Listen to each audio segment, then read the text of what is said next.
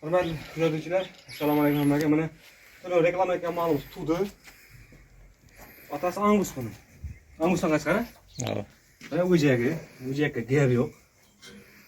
Gibrid Angus bilan bu Galstinlar va Nudu atini dediniz. Ceyderim valla. Xillas savaşlarning nesi bu? Balasi. Mana lekin otasi chiste Angusdan qochgan bu. Otasini ko'rdim buni. Yilini o'shashini ko'ramiz shuni. Qarang mana. Sog' bo'lasan.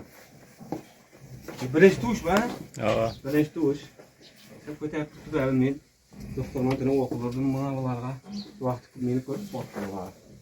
Mana xillas. Ellar yomon emas. Bir uz chiqib turibdi. Uzi bor. Xillas. Agar kimga kerak bo'lsa, bu mal pulchida nomerni aytavering. 199 99 160 160 1440. 1440. Shavkat akaga murojaat etaverasizlar.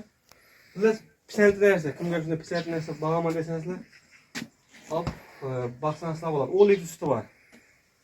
Azan kech. Azan kech.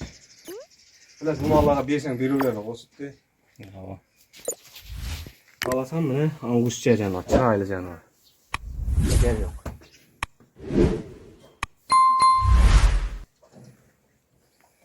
Bo'ldi, agar kim kerak bo'lsa havolashaverasizlar. Bo'ldi, joningiz va molingiz omon bo'lsin.